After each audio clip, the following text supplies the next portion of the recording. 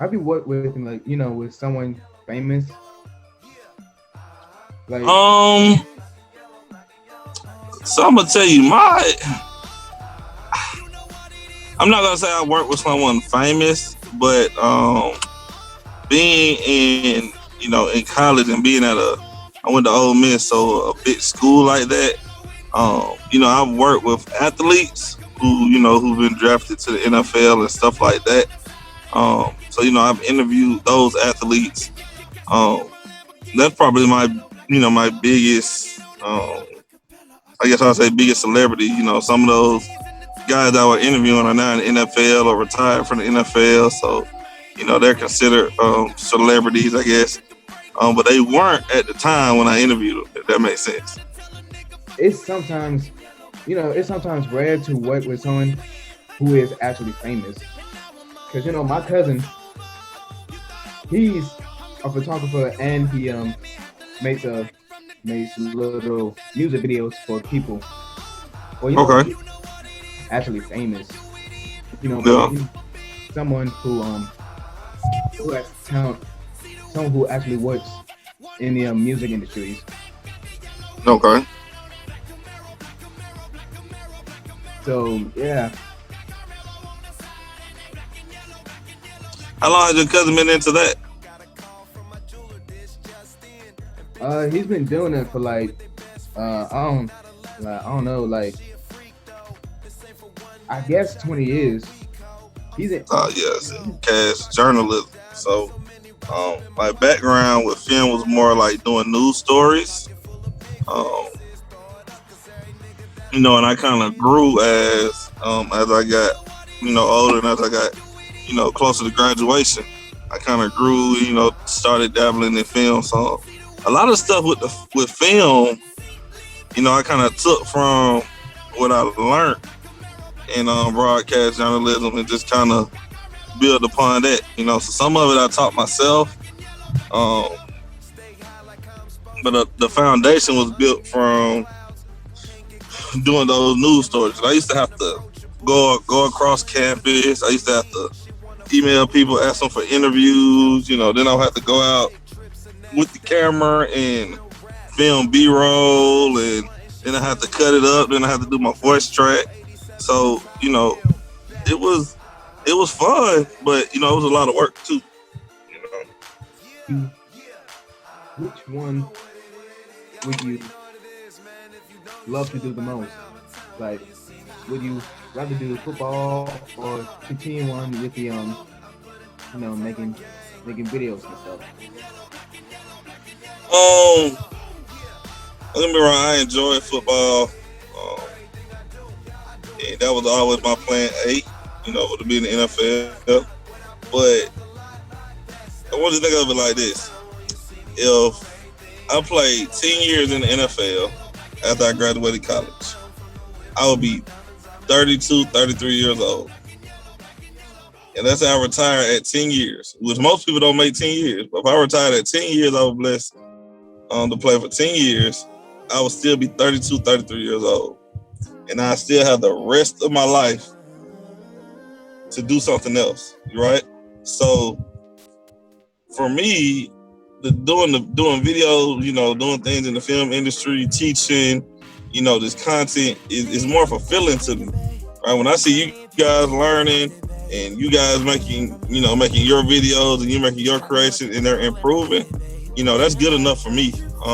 So I definitely would say sticking with the film industry. Yeah, and I had a lot of fun making videos in your class. I really did. And I was just, to be honest, I was a beginning teacher. I didn't let you guys know that, but I was a beginning teacher. That first year you were there was my first year teaching. I still was learning. So yeah, so I never let you guys know that. That was my first year teaching, my first year at King. Oh Um, wow, I didn't I didn't know this. yep. And so, it was important to me that that you guys respected me as someone who knew what I was doing. But I was still teaching I was learning each day with you guys, as far as certain things I could do with y'all, certain things that really didn't work. certain groups I couldn't put certain people in, things like that. So, but I definitely enjoy it. Yeah, I still remember one assignment we had to do. What was it? We had to do a little advertisement for our little advertisement video. Well, your business, yeah. So you created your business and you made your advertisement for the business. Yeah, I remember that. Yeah. And that's cool. So, like with the class, man, some of the standards are. I'm not gonna say they're boring, but at the beginning of the class, it's all about the workplace. And so I tried to, find an activity that could, still tie it in, because the first thing when you hear audio video, first thing you want to do is grab the camera and, you want to film, but it's more to it. So, in the midst of, the first few weeks of class, I was like, well, let's throw this commercial into it as well. And, and I'm glad you guys enjoyed it. Yeah. And you. Who else was it? We had like a group of 5 or 6, and we'll push out content every week. And we'll send it to Mr. Harvey. So we kind of got that off the ground. And this year, in regards to the class, was kind of tough, man, just because of COVID. Trying to get kids to use just their phones, because you don't know who has what equipment. It's kind of tough. But we did have an opportunity to make one of the addresses for one of the regional superintendents. And, we kind of put that video together as a class. So. Good principle. Just finds a way to keep our spirits up. Yeah. And it's tough. I can see how you get bored, man. You gotta understand. You guys on a computer now, 8 hours a day, when you used to moving around, used to sitting down. Now you're in front of the computer. Some students want to stay in the bed.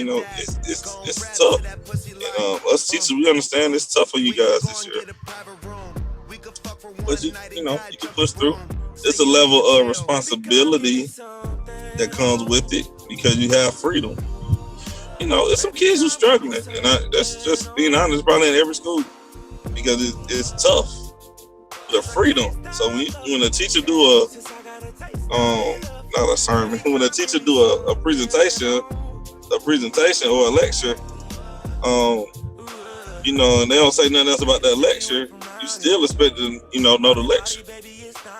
So when you got that freedom, you gotta make sure you stay on top of the game. Yeah, man. Because I'm sitting here in my house, in my room right now. Because whenever we do a video call in class, I can barely focus, but I still get the work done. Mm-hmm. Because I do most of the work at school, like but isn't that hard, coaching and teaching? Yeah, it's extremely hard. You have to the time management skills have to be on point, right? You have to prioritize certain things.